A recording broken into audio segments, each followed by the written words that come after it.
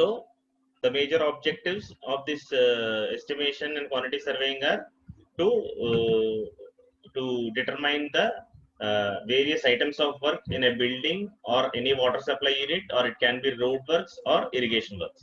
So these are the things which you are going to learn about estimation, and also how to evaluate a building, and generate some sort of reports related to your work. Say for example, if you have your building, so by the end of this course, definitely you could be able to determine what is the cost of your building. It can be constructed some 100 years ago or 50 years ago, it doesn't matter. So based upon some definitions and some formula, you can definitely know the value of your building. So that also we are going to learn at the end of your this particular course. So these are the course objectives. Next, coming to the course outcomes. So course outcomes are basically uh, uh, the outcomes for individual unit. Say for example, for the first unit, so we are going to list out various components of building construction, estimations and units of measurement. So initially we will learn about what are all the definitions, the basic definitions of estimation, and what are all the units of measurement of different items of work. Say for example, if you are taking um, plastering, of wall, it will be in meter square. That too, if you are taking concrete, foundation concrete, it will be in meter cube. Okay, so these kind of different units of work will be discussed in the first unit.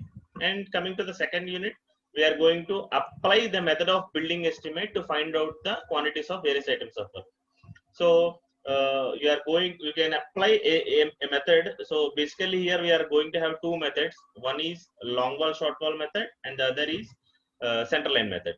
So, and one more thing, I'm going to give this PPT in your learning your college app. So you no need to worry. So if you want a running notes, you can write when I'm teaching. Okay.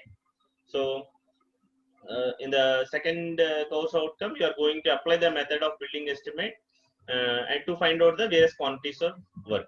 Okay.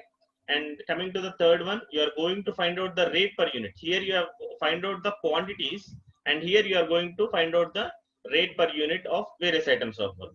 Okay. So this is the major difference. And the next one is the estimation of various road works. As said earlier, we are also going to estimate the the quantity of earthwork that is required for various roads. Okay, we'll call it as metal road also. And the last one is the valuation. Okay, so these are some of the outcomes, course outcomes, which you are going to learn in individual units. You have totally 5 units, and here you are going to have 5 course outcomes. And one more thing is, for every lecture of mine, I am going to give lecture outcomes. Say for example, this is a course outcome, that means it is the individual units outcome. Okay, then I am going to give a lecture outcome, that means at the end of the lecture, what I have discussed completely and what you have learned in that particular lecture will be given. And one more thing is that I'm going to record every lecture of mine. So you need not worry about any kind of connection, internet connection or something else. So whenever you find, your internet connectivity is good, you can connect that and you can download from YouTube. Okay, this is exclusively, I will be posting this in the resources part, which I'm going to show later. So there I'm going to post my YouTube video. Okay, and attendance is compulsory. So how much amount of time you are staying in the class is completely visible to us. So your attendance will be based on that. So you need to come regularly to the classes also.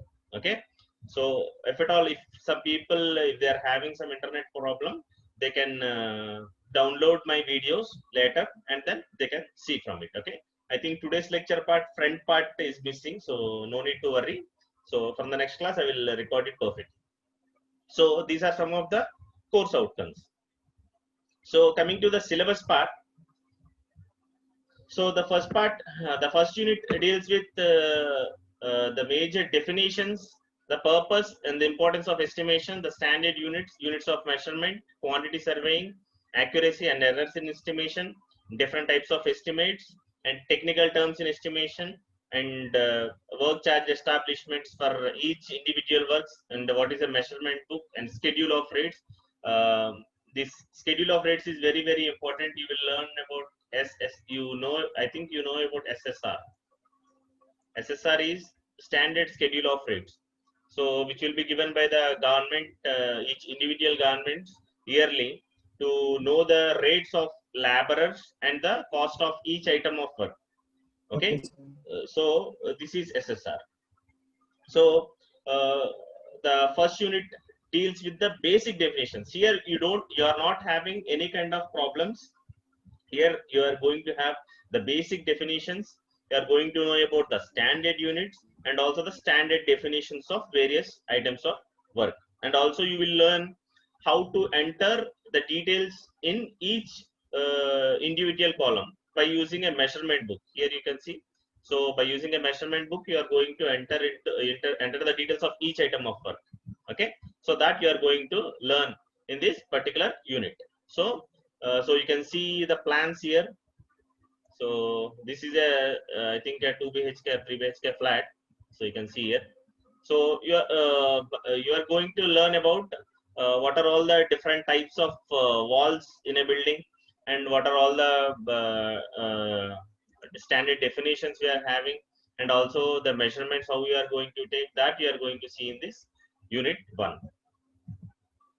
Coming to unit 2, here we are going to learn about the major parts, that is estimation of the building, okay, by using 2 methods, namely long wall short wall method and the center line method. You have these 2 methods, out of which center line method is mostly preferred in many cases, and long wall short wall method is also used now, but rarely they use. Center line method is a very good option when you are estimating the things nowadays. So and again, basically we have 2 types of constructions. First one is a load bearing wall structure, the one which you are seeing here, the image here. So this is a load bearing wall structure, and this is a RCC frame structure.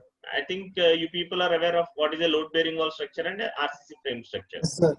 Okay. Yes, so the foundation part will be a bit difficult when it comes to the load bearing wall structure, because the load bearing wall structure is having brickwork in foundation. In this, we are going to have brickwork in foundation. Even in the foundation, we are going to have brickwork. That I will be going to explain when I am going to teach this particular unit. So when it comes to RCC frame structure, this is an RCC frame structure. So here we are going to have columns first, and then the beams. You can see here, this is how the beams will come. So beams and then the slab. Okay. Then you are going to construct your walls. So this is an RCC frame structure. These are the things which you are going to which you see in the day-to-day life. I think everyone is aware of this RCC frame structure. You might not have seen this type of structures, but still some people, if you are going for a G+1 or a maximum G+1 or G+2, then we can go for a this kind of load bearing wall structure. I think in the olden days, you can see some thatched roofs, or you can see some tiled roof, where you can see the walls are very thick. That means say 1 foot, something like that. Nowadays we are going to have some 9 inches or something like that. But those days they used to have 1.5 feet and 1 feet. So those are the thick walls, so that they can bear the load. Load bearing wall is the load from the slab will be transferred to this load bearing wall. Whereas in RCC frame structure, it is completely the column. This column is going to carry the entire load for this part. Okay, and this column is going to transfer the load to the foundation. So the end part is they have to transfer the load to the foundation. So in RCC frame structure and load bearing wall structure, this is the major difference. And most of the part we are going to learn about this load bearing wall structure and I will be explaining in a couple of problems about this RCC frame structure too. The major difference will be the foundation part, and remaining parts will be the same, almost the same. Okay, so the foundation part differs between this load bearing wall and RCC frame structure. So next one is the bar bending schedule. So bar bending schedule is the amount of steel that is required for construction of RCC works. Say for example, you know about various building components. Okay, you know about various building components like beams, slabs, columns, plinth beam, etc., etc. So all these are RCC structures. So every RCC structure requires steel. So you need to calculate how much amount of steel is required for a particular component. So that is about bar bending schedule, which is completely different from these load bearing walls and RCC frame structures. So these are different problems. So here we are going to learn about beams and slabs. As far as our syllabus is concerned, we are going to study about beams and slabs. Okay, so this is how we are going to learn about these building components and various quantities. Next, coming to the third unit. So this involves specifications. Say for example, you can see the picture here. What this fellow is doing? He's painting, right? He's painting. So here some sort of woodwork, here some sort of planning, here some sort of welding, electricity, flooring work, okay, woodwork. So there are different types of works here going on. So in the specifications part, what we are going to learn is, we are going to see in each individual item of work. Say for example, you take painting. If you take painting, what is the specification? Specification in the sense, see, for painting, we need a brush. We need a person who is called a painter. We need some amount of paint. How much amount of paint is required? What is the procedure which is going on? So complete procedure we are going to learn in specifications. And what is the quantity? Quantity we have already learned in the second unit. Second unit we are going to learn about quantity, and here we are going to estimate the rate of this particular item of work or building component. So for plastering or painting, how much amount of price? Say for example, for painting, if you want lime paint or white paint, it costs some say 100 per kg. Per kg of lime, it is costing 100 rupees per kg. Okay, so actually I don't have a pen here, so I'm going to use it from the next class. I have a digital pen. I have ordered a digital pen, so that is coming. So that will be visible. That will be easily understandable from the next class. Okay, excuse me for this class. So 100 per kg. So rate analysis for that particular work is these things, and also some extra charges, like you are going to use some blue color pigment, or you want to use some glue, something like that in your paint, then there will be an extra cost.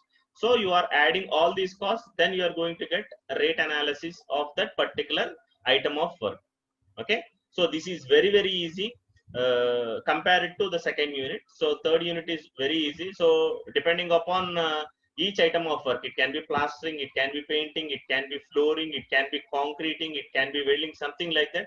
So every item of work will be analyzed by using their specific rates. So these rates are taken from SSR report.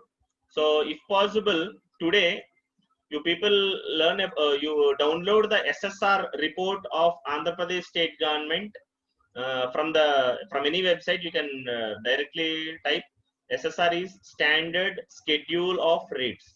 So standard schedule of rates, where you can find the labor cost of individual items. Say for example, masons doesn't have much much price or wages compared to the people who are doing welding work or centering shuttering work. The reason is the skilled people will change. So if the quality of work is increasing, the price will be more. So the wages won't be the same. The wages will be different for different type of people. So that will be sorted out in that. In the same way, the cost of each item of work. Say for example, if you take sand, so sand is not available frequently nowadays. So the cost of sand might go up. Okay. So if the sand is available now, say for example, if the floods are low, if the river is visible, if the excavations are more, the ramps are more, then we are going to get the sand and the cost will be low. Okay. So this is called price escalation. So the price escalation will be based on this SSR. So you check this SSR report of Andhra Pradesh state government. I think last year or before last year they have given. I don't think 2020 they have given. If at all if they have given, it will be very good, because we are going to follow the rates based on that SSR. So this is how we are going to learn about the rate analysis part. Next, unit 4. So it is estimate of earthwork in roads by using different formulas, and also estimate of culverts. So how much amount of earthwork is to be excavated for construction of a road is determined. Basically here we are going to use some trapezoidal rule or something like that, and we are going to find out how much amount of earthwork is to be excavated or filled. So this we are going to learn. It is also a very easy topic. So and also estimate of culverts, which we will discuss in the last sessions. So this is also a very important topic and easiest one. So this is about earthwork in roads. Next, the last unit is valuation of buildings. So here we are going to get various public and private properties where you need to evaluate or valuate the building, and you need to fix the rent. Say for example, you have constructed a particular building, say with 1 crore rupee. 1 crore rupee you have constructed a building.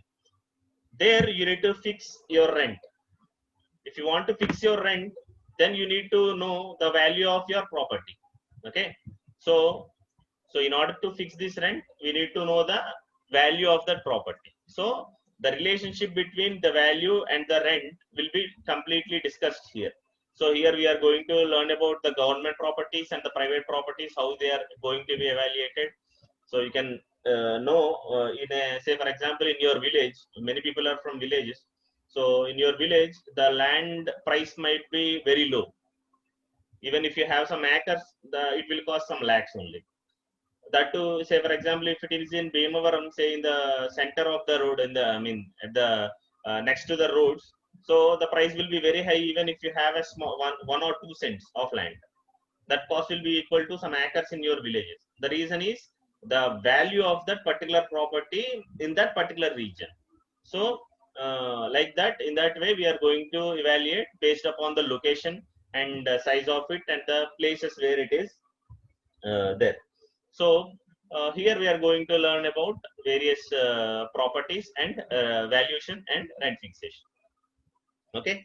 So these are some of the major things which we are going to learn from the next classes. So these are some of the textbooks. I think I have already said in the last class. Estimation and Costing in Civil Engineering by B.N. Datta, and Estimation and Costing Specifications Valuation in Civil Engineering by M. Chakrabarti. And the reference textbooks are G.S. Bede and D.D. Kohli. So these things are not that required. You can use mostly B.N. Datta, where I am going to say it to you, and or Chakrabarti. I will be glad if you can purchase this. I think I have already said in the last class. So if you are okay, then you can buy B.N. Datta. That will be good.